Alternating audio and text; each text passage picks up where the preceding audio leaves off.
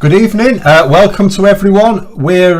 I'll just go through the usual way this is going to work, so it's available to everyone. Only members will be able to type in the chat, which will be going on there. It's 7 o'clock on the dot, no one is late. What I'm going to do in this one, so what I've been doing is picking a particular topic to spend the first 15 or 20 minutes on, after which, or sometimes it runs longer, after which we'll just pick up whatever people want to discuss, so that in the live chat, or the non-live viewing of it later on by poor buggers, it sort of makes sense at the start. But I'm going to pick something that's still a little bit flexible in terms of I've seen a few comments on YouTube today on the bits that I could watch. First of all, of course, Australia looks like it's electing a Labour government now. So people pointed out in terms of the populists in the countries that Rupert Murdoch basically controls with his propaganda machine. America, first of all, now Australia, hopefully the UK later on. And it's just a case of sort of thinking about, is it the same thing going to happen here? We at the moment we think to ourselves, yes, this is now more likely, the Conservatives are more likely to lose at the next election, but we do have to remember there's still 2.5 years left to go. There was a quick question at the start. I will just say the answer is yes. It says, did I hear the recent news today of Richie Sunak, I think you may not have actually put a typo in there, spending taxpayers' money to improve his image? Yeah, £500,000 of our money for something personally for him, not government business, just how can I improve my image? And when a politician says improve their image, what they actually mean is persuade people that I'm not as bad as they think they are, or think I am rather. But there we go. So I'll just start off with a couple of things. So there was a comment earlier on today, and it says, best quote I've heard for a long time is, the Tories are shackled to the rotting corpse of Brexit. Kind of sums it up. As the consequences stack up, there will be no hiding. Now, it's a funny one, because I have a couple of things that come to mind immediately. First of all, a couple of years ago, I was saying that, when, we end up leaving the EU, because we're doing it on these harsh terms, there will be no hiding it. I thought the same myself. I said the same myself. Then what happened? We get a massive pandemic. Now we've got war in Europe. And you just think... And with the pandemic as well, Boris Johnson bodged it so badly that it was big enough and bloated enough to hide Brexit behind it. I saw some polling yesterday. It was quite grim. For various things that the public would consider an important aspect of government, right? Labour and Keir Starmer are beating the Conservatives and Boris Johnson on various metrics at the moment, right? Like running the NHS, the economy, education, the usual things.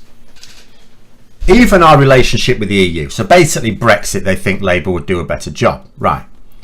The one that the Conservatives, in this particular poll, because you'll get different polls, they might say different things, but in this particular poll, the one thing it still thought that Boris Johnson and the Conservatives would be better at was handling the pandemic. So, when you see, people will start to see these things and it'll all be undeniable, you think to yourself, they still, after all this time, think that Boris Johnson and the Conservatives are handling the pandemic better than Labour would in the same position. The government that said, it's all endemic now. And it got me thinking something else as well. The Conservatives we have in place at the moment, Boris Johnson's group,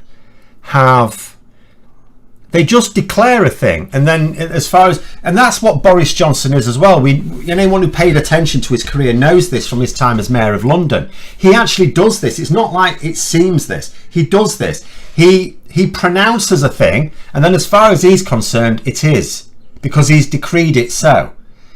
So you think, so the phrase that came up earlier today, someone on Twitter, an anti-protocol person in Northern Ireland, was saying, oh, you know, it's oh right, saying that the EU have a right to protect their single market. Why doesn't the UK have a right to protect its single market? To which I had to respond, the UK doesn't have a single market. We don't. You can't just say, like, oh, we're the UK, we're separate now, we left the single market, therefore we must have a UK single market. No, we don't. We have two distinct markets in the UK now. You know, it's not even normal for countries to, well, it may be normal, but not every, there are other countries that don't have single markets either. Lots of them. You know, it's not automatically the case that a country has its own single market if it's not part of a trading bloc, although there's precious few countries not part of a trading bloc. Even North Korea doesn't have its own single market, otherwise it'd be screwed. So, but they say a thing, they talk about the UK single market as if it's a thing. There isn't. There's a British single market, and then there's Northern Ireland, which is sort of tacked onto the EU single market. Do I foresee a major civil war in the Tory party if they were to lose the general election? They don't seem to have the disciplines they once had. They certainly don't have the discipline they once had. Really what you've got at the moment, and it's very difficult to know if there would be civil war in the party because it really depends where the seats are lost. They could have it earlier. If you think about what the Conservative Parliamentary Party is at the moment, so you've got your traditional Tory MPs in the heartlands who are in what you would call safe seats, although that safe is a much weaker word these days. So these are the Tory MPs who they just want low taxes and they don't want government interfering. It's this idea of we don't really want government. And I'm going to do a video on this later this week, maybe tomorrow, I'll see. But they don't want anything. They just want to reduce spending, to reduce taxes, reduce the size of the state, because they will be fine. They represent the wealthy. And they personally will be fine because, you know, MP's salary is not that bad. So, yeah, that's one group. Then you've got another group in the north of England now, the so-called Red Wall, and there's a lot of them. They want public spending. These are Tories that want public services. They don't necessarily want them nationalising, but they want them. They want them funded, they want them available, they want them good quality. You know, they represent a completely different beast. Then you've got other Tory MPs as well, who are basically shills. They're acting for foreign agents. You know, the likes of Steve Baker, to a lesser extent Jacob Rees-Mogg and people like that, Dominic Raab, Priti Patel. You know, these are people who are basically paid lobbyists in our parliament, and they have their own needs as well. They want different things, so they all want different things. So you already have all these factions anyway, and if one of these factions, usually what happens in the Conservative Party, if one of these factions gains ascendancy, so the ERG gained ascendancy during Theresa May's time, and the others sort of fell in line, largely, not completely, but largely fell in line, because it was like unity was needed to win. They'd rather a different faction within the Conservative Party wins than Labour wins, right? But if they think that another faction is going to present an existential threat to them, you know, they could well be civil war beforehand. But it has to be said, the Conservatives understand the need for the show of unity at least. So they do tend to keep their infighting behind closed doors as much as possible. Let's define single market. Well, a single market really has to include no barriers to trade within it. That's what it is. You imagine an old medieval walled city, right? City with a big old wall around it. And you're a trader, you have a market stall in that city. Anyone from inside that walled city can come to your stall and buy your goods. And you can go to any supplier in that city, buy their stuff. And it's all fine, it all sorts itself out. If, however, you have a supplier outside of those walls, in a different city or different town, but just outside of those walls, then you have to negotiate the guards in order to be able to get out and get your goods back in. And you may have to pay a levy or something like that on them. or if you've got a customer that comes from outside, that customer has to negotiate the guards. You know, it may have to pay a charge to get in, take the goods. It may have questions to be asked when it's trying to take the goods out of the walls again. So that's a single market's an easy enough concept. It is what it is. It's a market where you do not have trade barriers. You do not have barriers to trading within it. So yeah, the UK does not have a single market. Britain does, but not the UK. But anyway, have I converted Tories from the dark side by my videos, as that would be useful? I really strongly suspect not. I keep saying that sometimes you have to think, you know, what is the purpose of the videos and things like that, and what people tell me, and it's the only thing it can be, is the videos are there to present arguments. So lots of people, like I have, you know, in my working life or in various other places, I've talked to people of different political persuasions, right? And, you know, you argue with them. They present their argument, you shoot it down and present your argument, and you try and, you know, have a debate going. And people do this all over the country. And you know, sometimes you may be there having a debate with someone and they say something, you think, well, I don't know enough about that. What I hope is that the videos allow people to maybe know a bit more about it and they can present those arguments. So my job really, as I see it, is to present arguments that then people can use themselves. But anyway, let's have a look. So yeah, you know, it just got me, the Conservatives talking about, you know, this UK single market, and they just say it as if it comes into existence because they say it. And the same thing with COVID. They say, oh, COVID's endemic now. No, it's not. It's still pandemic. They're just declaring that it's endemic doesn't make it so. Whether something's endemic is a clinical decision based on facts, not a political decision based on expediency. You know, just wait till next winter. And in fact, yeah, wait till next winter, because then we may not have goodness knows what raging again that's coronavirus based. We might have pissing monkeypox doing the rounds as well. We've seen that. I don't want to jump the gun or anything or get too heated when it's still early stages. But we've potentially, obviously we don't know anything yet, potentially got another bloody pandemic on the way. We haven't even got rid of the last one. And do we really think that the various political leaders, and it's not just the UK, there's been idiots in other countries as well, and the arse they've made of COVID, they'll be thinking to themselves, well, we don't want to do anything at all with monkeypox because we've already tired people out from our COVID messing about. But anyway, are a lot of our economic problems today the result of 80s Thatcherism and market deregulation of the financial sector, etc.? Inequality has been steadily rising since then, in my view. Well, it's all part of it, isn't it? It's like I keep saying, like if you break down left and right politics into really simple blocks, and this is simplifying the situation, but you know, we need to in a discussion like this. So socialism, nationalising public services; capitalism, free market economics. You don't have the state running anything.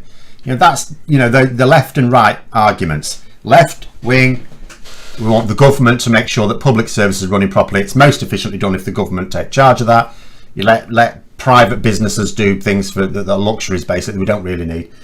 Although I have to say I'm fine with supermarkets. I'm fine with the concept of a supermarket and a private farm. Only because it sort of works. Because that's the thing. When it comes to like buying your food, it does sort of work because there is genuine competition. Like you can choose where you go to do your shopping. But you can't actually choose where you get your water from. You can't choose where you get... The idea, we'll have these different companies to provide competition. There's no competition.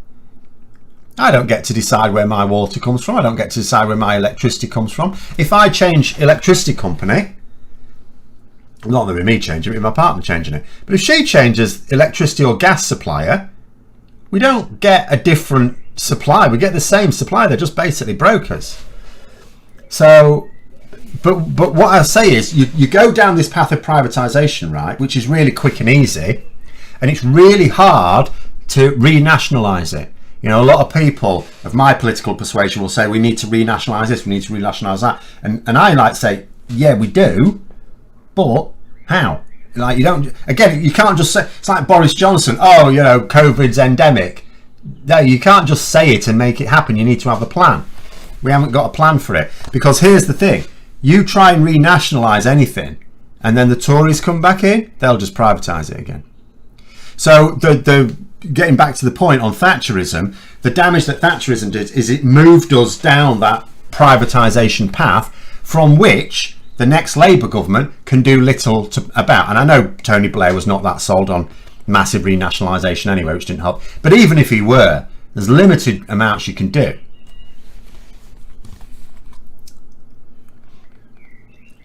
Lemon socialism, privatise profits, socialise losses. That's, yeah, I mean, that's the thing that does my head in all the time. Like, whenever there's a real crisis as well, like COVID, you look at the real crisis, what's the government's solution? The only, in terms of the solutions that works, by the way, because we can compare it, because in 2020 there were two major things they did about the pandemic. The first was an act of socialism, the furlough scheme. The second was an act of capitalism. Instead of letting the NHS, instead of giving the money to the NHS to organise test and trace, who were doing it well to begin with before it was shut off, and to order the PPE they needed, no, private, funnel money into private companies that didn't even exist, a lot of them. And that, for me, showed the difference. The furlough scheme worked. Right, and the only part of the furlough scheme that didn't work was the fact that they allowed massive amounts of fraud in it that they now refuse to chase up. And who was the beneficiary of all that fraud? Quite a lot of it, rich Tory donors, including Rishi Sunak's wife, potentially. Whereas the VIP lane, that £37 billion fund for test and trace, which I always point out we haven't spent £37 billion on it, but I think it is now over 30 billion rather, and it didn't even work. That was the privatisation element of it, didn't work. It was a disaster, killed a lot of people.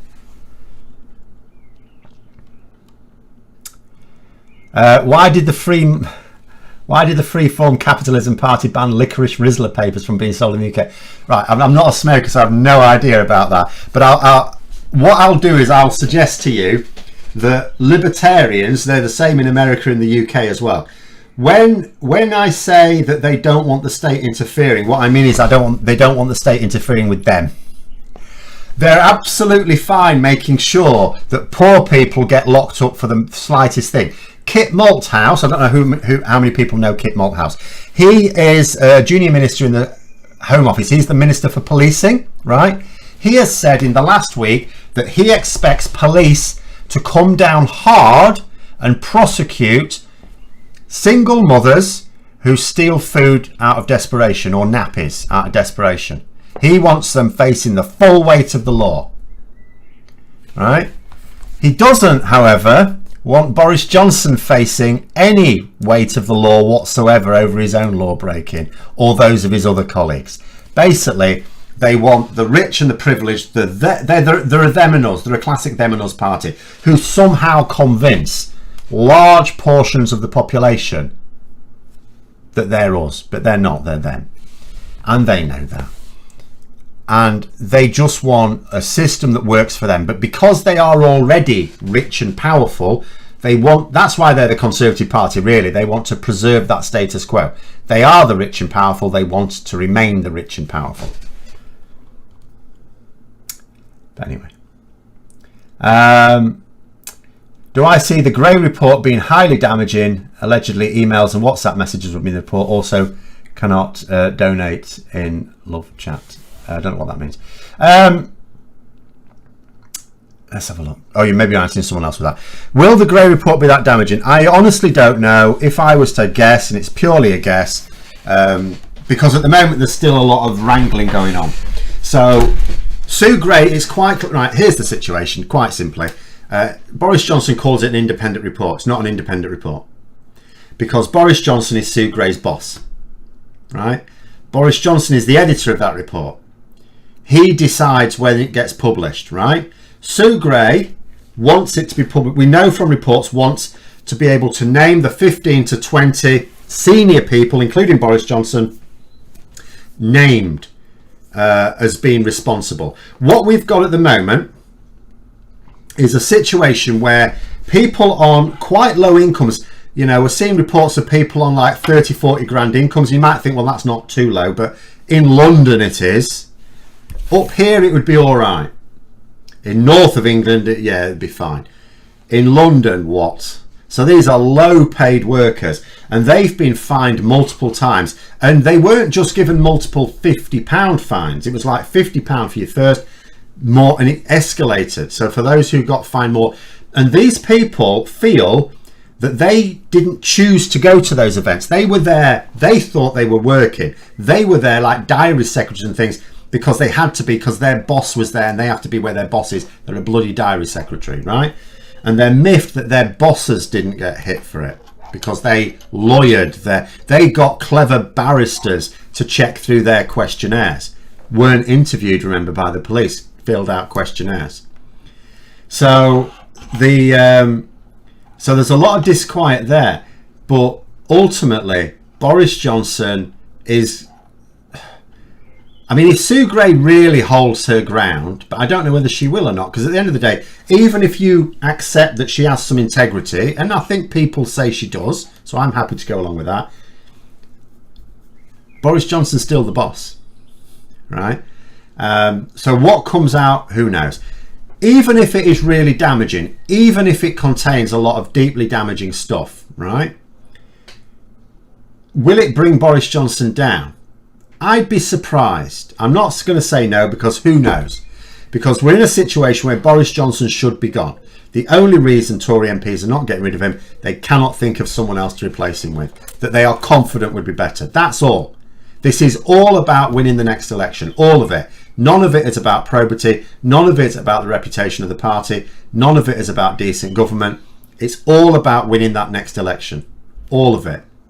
They do not know who should lead them into that next election. They worry that if they get rid of Johnson, they end up with someone like Liz Truss, or it won't be Priti Patel. We could say it won't be. It would be vaguely hilarious if it were Nadine Dorries, the avenging angel of the Tory party, but it won't be either. There are certain ones who stand no chance at all. Rishi Sunak, I don't know why people had him as favourites for as long as they did. He's blown it. So who have they got? You know, the moderate ones might want Jeremy Hunt. But even then, can they think that he would win the next election? You know, don't think so. So they're stuck. That's all that's happened here. So the Sue Gray report, no matter how damaging it is, again, they don't have to get rid of Boris Johnson. Nothing can force them to get rid of Boris Johnson. It'll be Michael Gove. I mean, Michael Gove will be fine for me. Michael Gove by his own, I don't think Michael Gove, seriously, like, I know he was in the leadership contest last time. I think he was a stalking horse for Boris Johnson. I don't think he was credibly expected to get to the final round. I think he was there to shut out other candidates, because it can get, see, that's the thing about tactical voting. It's really good, you know. Tactical voting is brilliant. And the thing about a party leadership contest is all of the people who vote in the parliamentary party all know each other, so it's dead easy to confer and to make sure you place your votes tactically. It could well be that a load of Boris Johnson supporters were backing Gove in order to crowd out someone that they thought might have had a better chance of winning, right? I don't know who that was, but I you know, Michael Gove is someone who himself has said he lacks charisma.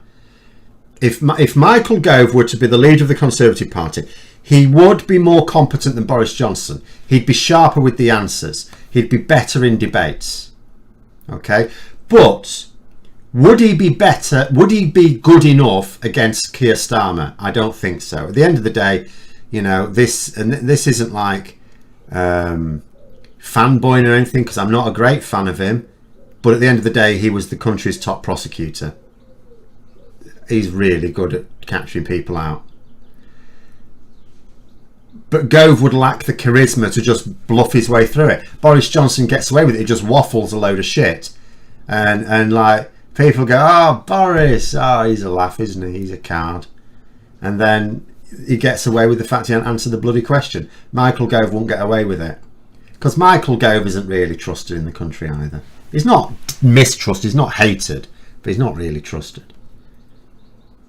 What do I think of the idea that IDS, now it's Ian Duncan Smith, former Tory leader, is now asking that benefits rise with inflation? His last wheeze of introducing universal credit has wasted billions of taxpayer money, and we're all paying the price. Indeed, yes. Yes. So what do I think of it? I think of it's this. There's a lot of Tory MPs looking like losing their seats at the next election. They look like they're losing their seats.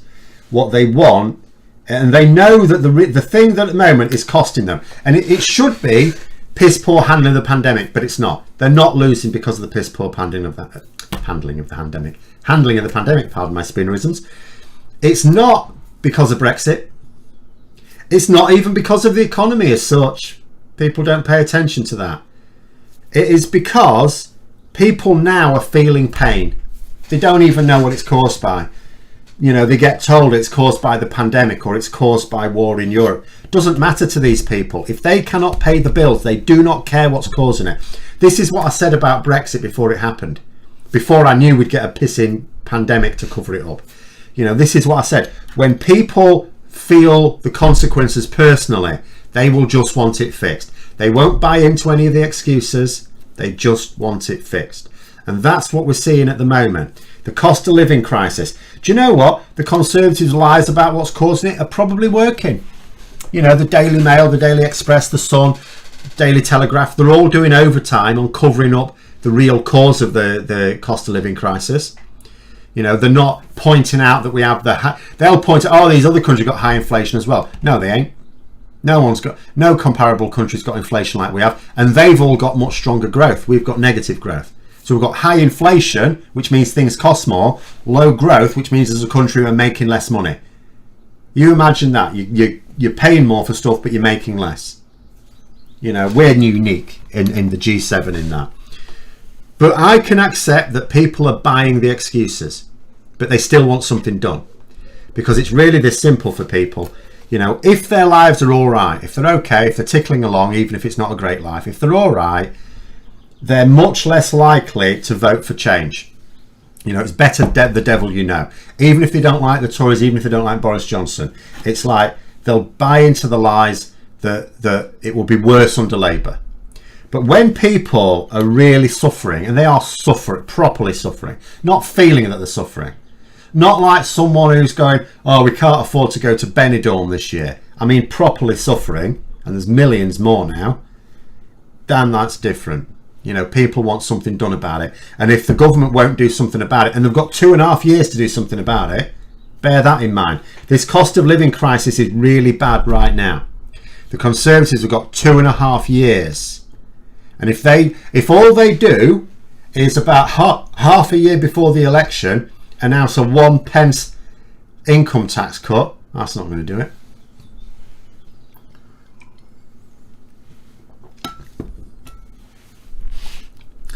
A tax strike could work. Well, a general strike would work better. Labour could play that video of Gove slagging off the North in the 80s. Yeah, well, why not? Yeah. I mean, that's the thing. These are the sort of things you keep in your back pocket, isn't it? In case a particular... Like, you'll notice there was a time last year when Labour were... In PMQs, Keir Starmer was savaging Rishi Sunak more than Boris Johnson. He was ignoring Boris Johnson. He was attacking the Chancellor. He was asking Boris Johnson, oh, this Chancellor of yours is a bit shit, isn't he? What do you think about that then, Boris?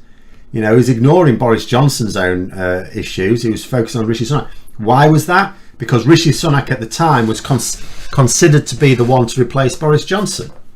So they were working on him. Now they're ignoring him largely. I mean, they can't ignore, you know, what he's doing as Chancellor, of course, because he's wasting a lot of our money. And that reflects badly on the Conservatives. But they're not really focusing personally on Rishi Sunak because they now don't see him as much of a candidate.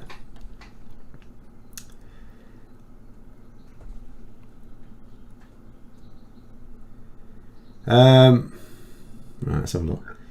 Don't understand why anyone with half a brain thought it was a good idea. You can't get blood from a stone. Ruling a desert is ruling nothing. What on earth are they thinking? Well, the problem is that a lot of people don't think anything, really, because they don't like politics. And I can sort of get it for a lot of people, because it is aggravating.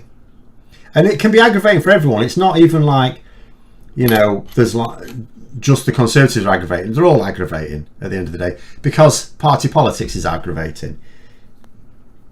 So a lot of people don't really pay much attention. They'll want to keep themselves up on the news, so they'll read a newspaper or watch a news program, and then they get their politics from that. And then you're stuck. Very few people discuss politics, or if they do, it's in their own little group. So you'll get like a Daily Express reader discussing politics with a Sun reader. Oh, well done. That's going to be an enlightening conversation. So it's not intelligence. There's people that are perfectly intelligent. They just don't have the knowledge of how things are working. Would the Tory elite want a drug-addicted homosexual leading them into the next election? I don't think they care. I know you're thinking to yourself, oh, shouldn't they have like these ultra right-wing conservative values? No, they don't care. I mean, just look at Trump in the US and the fact that people still fawn over him, right? Trump split up families. Trump expressed a desire to have sexual relations with his teenage daughter. Do they care? Do they?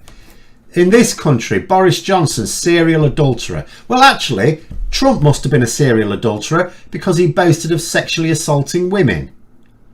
Do they care? Do they, Al? They don't care about these values. Are absolute rubbish. At the moment, look what's happening in America, right? You've got two things happening at once, two massive stories from the brain hive of the Republican Party. In one breath, they're saying all life is important, so you can't have an abortion for any reason because life is sacred. At the same time, they voted against providing food for babies, the formula milk, isn't it? There's a bill to make sure, because of shortages, that the poorest people can get supplies of it. No, can't have it. So the fetus, the embryo, throughout all those stages before it becomes an actual baby, sacred, can't touch it. Even if it's going to kill itself in the mother, you let it run its course, son. Soon as it's born, right, well, to keep it alive we need to feed it. No, we're not paying to feed it. They're utterly hypocritical. Like, you do get people on the extremes of politics, both left and right, that can be right hypocrites. And I'm not going to say the people on the far right are more hypocritical than on the far left, but I am going to say because they're in power more often, their hypocrisy hurts far more people, so it enrages me much more. Heard from a client that the railway workers are going to vote to strike as they haven't had a pay rise since before 2020. Yeah, I mean, there's three aspects to the rail strike. The first is, as you say, not getting pay increases. I mean, bloody hellfire. In fact, the three things that they have an issue with, all of them, for me, are very valid reasons for striking. Now, I'm not going to say I know all the details, but they're all valid reasons. So first of all, yes, you're right, they're not getting pay rises. Bang out of order. Because the prices are still going up. Secondly, there's forced redundancies. Why? Why are there? Are there roles that are now redundant? No, there's not. It's just cost cutting. They're actually, it's not that there's fewer roles required to run the service, they just don't want to shell out the wages and they think they can get away with fewer people. Which brings us on to the third thing, which is safety. Obviously, if you're forcing redundancies where it's not like the role no longer exists, like if you had a thing and you needed a particular role and then you automated it or something like that so the role was no longer needed, well, okay, that's not what's happened here, which means of course you're compromising safety. So three reasons for the strike there, and yes, pro-life people are threatened to kill others. Well, we had the same thing here, didn't we? What did we have here in this country? Black Lives Matter summer, do you remember? And in this country it was like, the Black Lives Matter, yeah, all lives matter. All lives matter, don't they? Do they? 2 weeks later, migrants, refugees trying to get across the channel. I hope they drown.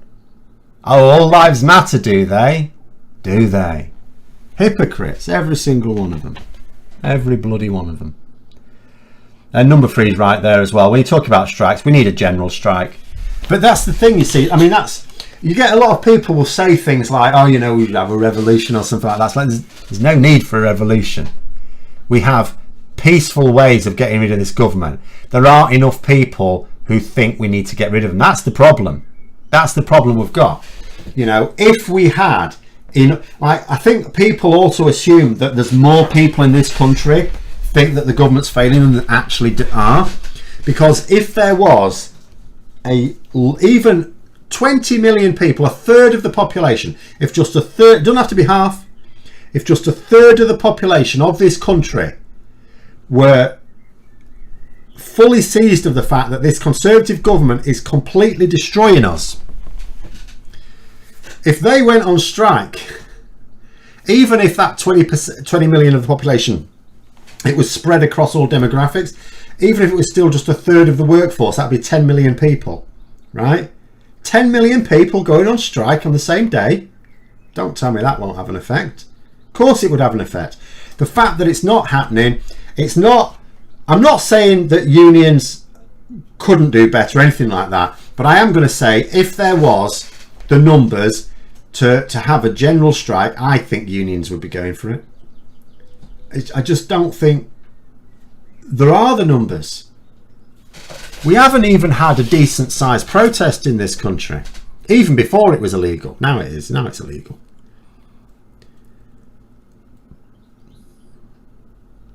But anyway, the inflation was less bad usually in the 70s as pay went up faster due to trade unions and rents and mortgages were much smaller. Yes, indeed. This is the thing you try and explain as well with the idea of inflation.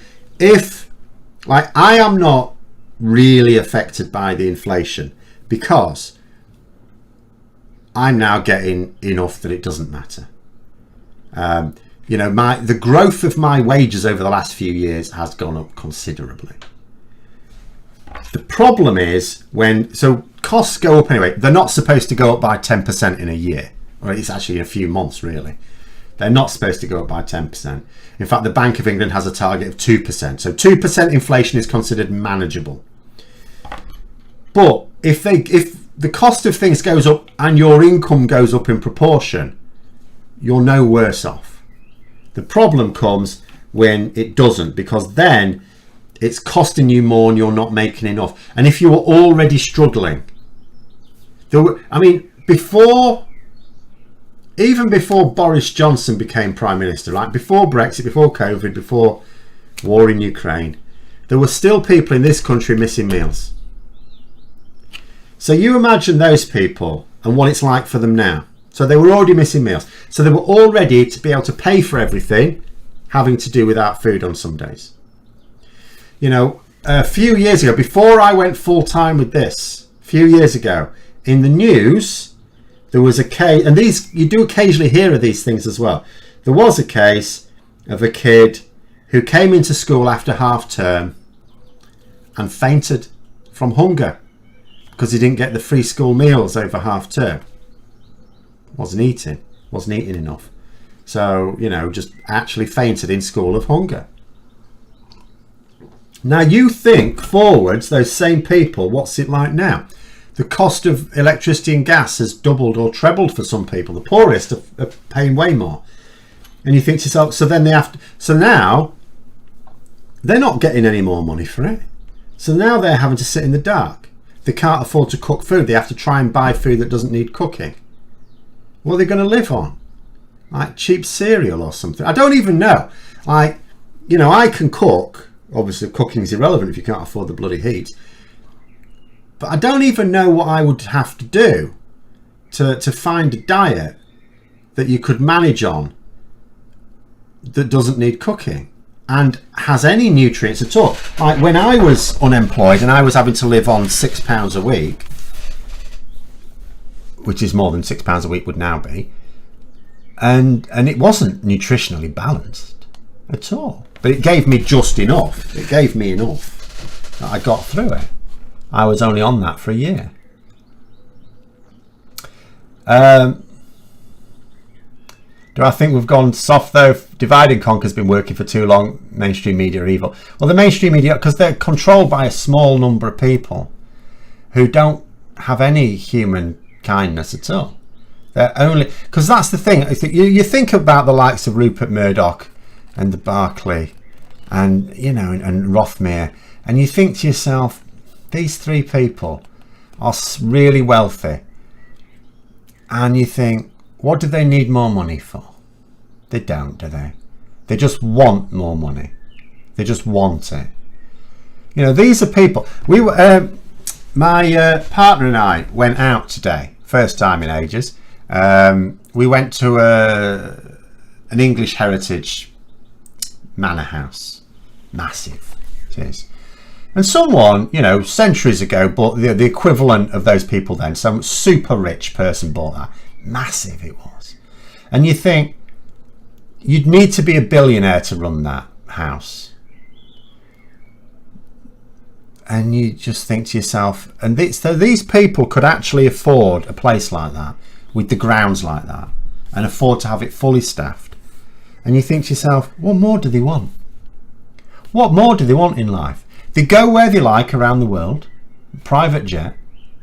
They can have massive houses or luxury penthouses, whatever they want, in any country they like to stay for any length of time in. They can already have that. What more do they want? Don't understand these people. Not sure what I earn, but I don't do too bad. I notice the inflation. Sure, it's down, etc. But it's noticeable. Sure, that'll make a lot of people vote differently. Yes, it has to. Yes, it has. I get a lot. It does. It is variable. Like, it is very variable. At the moment, it's actually not doing too well because the economy is not doing well at the end of the day. But at the same time, when I say not doing too well, it's still a lot, way more than I got as a teacher. So I'm. Although we know, we pay attention to the prices of things and we know it's going up. I'm tracking it, in fact, on a spreadsheet this year. I should have done it last year. But it's, I don't have to change anything, is what I mean. You know, we don't have to, when we're doing the shopping, go, oh, that's gone up, should we get this instead? It's like, no, we just get what we want. The only issue for us is it in stock? And if we get it on the online, I keep trying to argue to Sarah that we should stop doing the online shop and just get me to go to the supermarket, because you ask for something and it's got that best before date same day. 1 week they brought all our meat with best before the next day. It's like as if we're going to eat the whole bloody week's worth of shopping one day, are we? How's the viewer base been since I switched my upload schedule? Significantly better. It is very up and down at the moment, but in terms of where it was and is now, significantly better. Let me try and bring up my spreadsheet really quickly. Oh no, put it anyway. Come here. So if I go back, so yeah, we're back up at the moment to round about February levels, where February was fine. It was at the end of February when the war in Ukraine happened, and then obviously people's interest in various things took a turn. It's actually now it's much more difficult, I find, to try and work out what are the hot topic issues at the moment. So there's a lot more trial and error than there used to. I thought I'd got the hang of it, and then various things happen. It's more trial and error, but it is back up to where it used to be.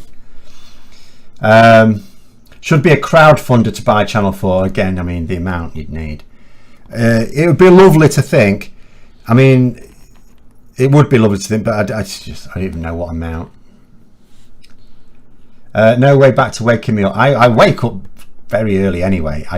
When I used to do the 6 a.m. videos, I didn't used to upload them at 6 a.m. They were uploaded very much the day before. Videos tend to, but there's so many advantages to the new schedule. I know that some people miss the 6 a.m. one, but I never should have done it in the first place, really, and I knew I shouldn't have done. It was silly. There's so many reasons not to. And one really big reason is there's always that fear when you've done your video and it's out for 6 a.m. the following day that something happens.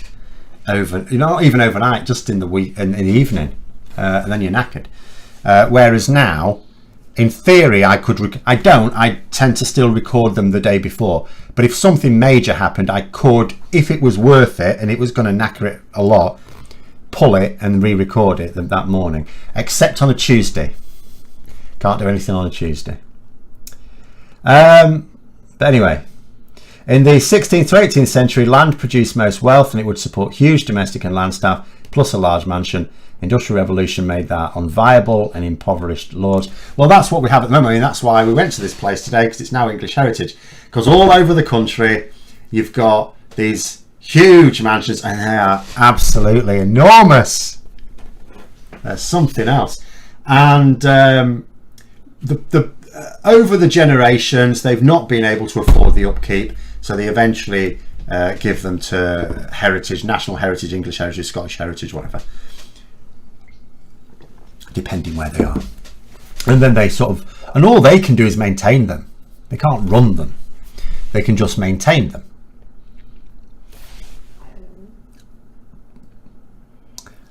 Miss watching the morning video with the coffee and blueberries.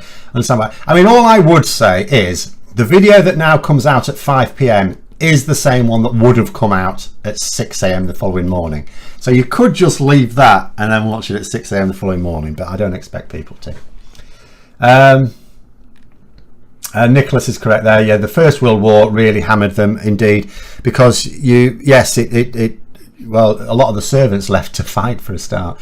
But yes, there was all sorts of reasons. There were all sorts of calls for more social justice after the First World War, because people had gone out and killed themselves. For what as well? The First World War, it wasn't like a lot of others. In some, you have wars of conquest sometimes, and sometimes you have wars of defence. I mean, the Second World War was like, depends on your point of view as which it was. It's always the same, isn't it? Wars are usually a war of conquest or a war of defence. Usually based on who wins. Second World War was won by effectively the defenders after a long time. So you call that a defensive war. Whereas, other wars, if the invader won, you call it a war of conquest. The First World War wasn't that. It wasn't any of those things. No one wanted to invade anyone. They just had a big old fight. It was just posh people, inbred posh people with no brains, wanted a Barney. That was what that was. So yeah, it's, should have come as no surprise that the ordinary people who sacrificed their lives, well, more specifically the ones who got away without having to sacrifice their lives, said, actually, we don't really fancy this much longer. Would I actually believe that 33% of the UK would go on strike? No, not at all. Don't believe it at all. That's the problem we've got. That's why. When you say things like, we should have a general strike, it's like, because a general strike would deal with the issue. A general strike could bring the government down, no problem. No problem at all. You don't need a violent revolution. You just need Gandhi. But there aren't enough people in this country that want it. That's all there is to it. It's tempting to think, because a large number, like we look in polls and we see a lot of people now aren't impressed with Boris Johnson, and if the Conservatives insist on sticking by Boris Johnson, then they'll probably lose the next election. We can accept that, but people don't want him gone badly enough, because all they have to do is remove their Labour. We couldn't last a day. This country would grind to a halt, a complete halt, if even a sizable portion of the workforce, key workers, none of your middle managers, we don't need them. I'm not being mean to middle managers, but if a middle manager is off for a day, no one really cares. It's not, it's job of management. But if a key worker, if like a third of the population of key workers just went, aren't coming in today, that would be madness. Power stations can't run. You're not getting groceries.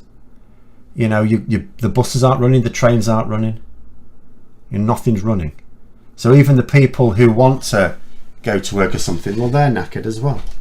If petrol stations can't open because there's not enough staff, even if it's just some, like if it's just a third of petrol stations that can't manage, that would bring the country to a halt. Whatever. It's so easy. But there aren't enough people. Strikers are seen as scum and troublemakers, damaging the country. Maggie's seen to that. Well, this is the problem, isn't it? You know, the Conservatives, remember, they know a thing or two. They've been around for centuries. You know, try and consider that. The Conservative Party have been around longer than a lot of modern countries. There are not many countries in the world that are older than the Conservative Party. Think on that. They've learned a thing or two in their time. They know, for example, that they mean the general population no good. But of course, in these times, it was different centuries ago when there was like 3 people voting in an election. You just bought them off. But as soon as you had like universal suffrage, well, different. It's a bit difficult. And then you had to con them. You had to con one group of people into hating another group of people. You had to turn the population on themselves. Divide and rule, isn't it? Oldest trick in the book. You want to govern a country where the people's tummies are full and the brains are empty. We're halfway there. Well, yes, you are actually right. You're right. But the tummies aren't full, as you say. That is where their problem is. And that is, like I keep coming back to, that is ultimately what is going to do it for the Conservatives. If people feel like people voted Brexit because a lot of them bought into the notion that everything was the EU's fault. And even if they didn't, they thought to themselves, well, you know, give it a chance. What harm can it do? Well, that sort of thinking will bite them on the arse, because it would be nice if Labour could really inspire people. Like if they could really fire people up. They've got 2.5 years arguably to do it. My hopes aren't high. My hopes aren't high. My hopes at the moment, or my expectations I should say, are set on people considering Labour safe, right? And they won't consider the Conservatives safe. I don't think they really considered them safe in 2019. They just considered Jeremy Corbyn's Labour much more dangerous. Now, if, you know, in 2.5 years' time, people are still struggling, which they will be, then they are likely to think to themselves, well, let's vote Labour. Can it be worse? And it doesn't matter what the Tories try and pull with, you know, oh, you know, they'll be in the pocket of the SNP. Well, first of all, people are less likely to believe that at the moment. Second of all, it's like people will be saying at that point, does it matter? Like, does it matter? Because that's the thing. How did it work against Corbyn and Miliband? This idea, oh, if you vote for Labour, they'll have to rely on SNP votes, and then no, that'll be that. What will be that? Oh, the UK will split up, maybe. Yeah, you're doing a pretty good job of splitting the UK up already, Boris. So I'm not sure that it will have that much of a thing. I keep getting it wrong predicting election day. Is that me? I've never predicted an election day. I just talk about potential. The election day is probably, and always going to be probably, about the 25th of January 2025. Is it the 25th? It'll be that Thursday. Let me have a look. Way into the future. Way into the future. Whoops, gone too far. No, 23rd of January 2025. It is just that. Conditions can exist to mean we could have one this year, could have one next year, could have one in 2024, but the latest it can be is January 2025. You know, like I say, Boris Johnson is only interested in being in charge. He just wants to be Prime Minister. That's it.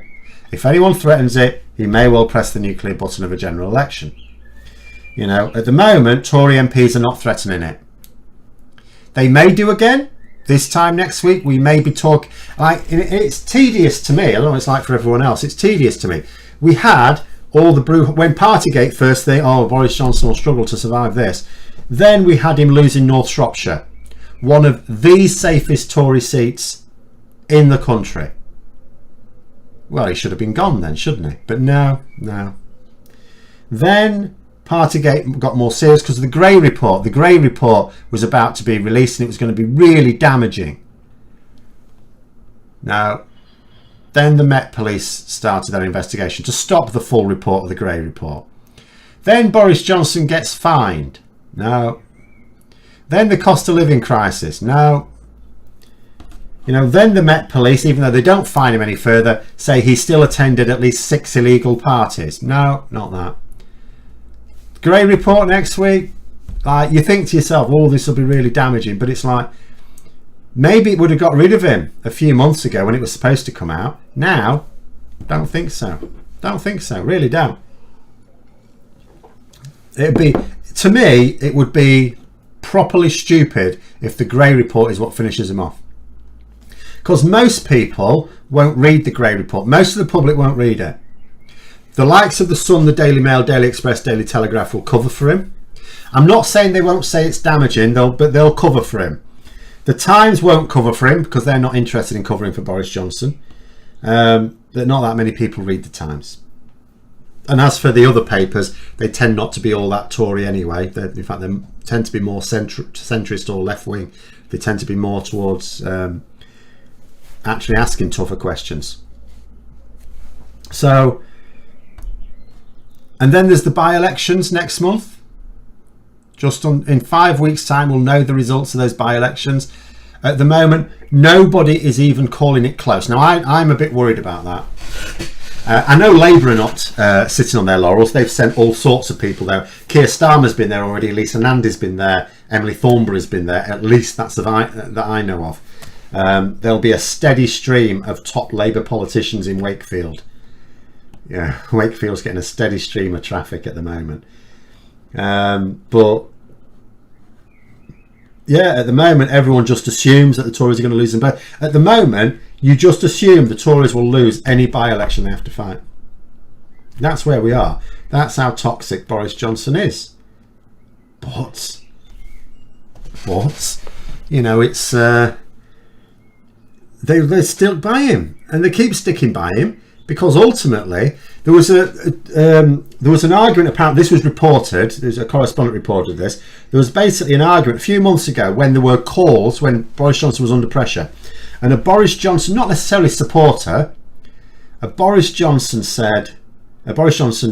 or someone backing him for leadership anyway, but he wasn't necessarily a supporter. He said, who are you going to replace him with? It's all right saying get rid of him. Who are you going to replace him with? And in a way, that makes sense. If I were a Tory MP, I'd be asking the same question. It's all right getting rid of him. Who do you get rid of him for? Because at the moment, I would argue that he is now damaging the Conservative brand. So even when he goes, or if he goes, he will have caused some permanent damage. But I would also probably take the view at the moment that the damage has now been done. And you could afford to keep him for a bit longer. For me, the main danger for Boris Johnson isn't the Sue Gray report. It's not the by-elections. It's the Privileges Committee investigation. Because the Privileges Committee, if they find him guilty, and there's every chance, just because 2/3 of them are Tory MPs doesn't mean they won't find him guilty. If they find him guilty, they will have to recommend a suspension. Now, in theory, Conservative MPs could vote down that suspension, but my judgment is this. If those Tory MPs weren't willing to vote down the investigation, they won't be willing to vote down the suspension. So that's why that remains the major danger to Boris Johnson, because at the moment the only person that can get rid of Boris Johnson are Tory MPs, and if they decide to stick by him, nothing anyone can do.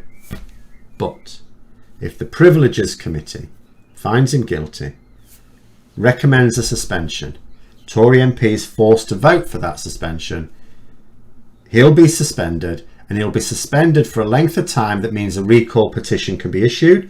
That recall petition will absolutely succeed. They don't always, but this one will. And that'll be it. He's not an MP anymore. So right now, Boris Johnson, his major threat is the Privileges Committee. And I think at the moment Tory MPs are waiting for that. So I don't think they're going to make a decision. Doesn't matter how bad the Gray report is. Doesn't matter how badly they lose these two by-elections. I think Tory MPs are waiting on that Privileges Committee investigation now. I think they're insane to. I think they should get rid of him. I think there should be enough of them that they can stop someone like Liz Truss getting on the final ballot if that's what they fear. I think they're being stupid. But, you know, that is what it is. Right, last couple.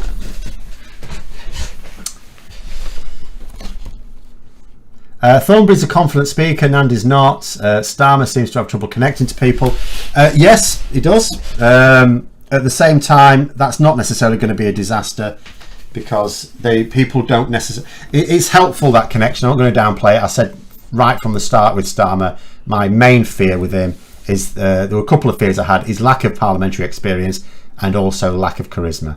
And I don't mean one-to-one charisma. Like, if you think about Theresa May, apparently she comes across very well to people on a personal basis. Apparently she's really good.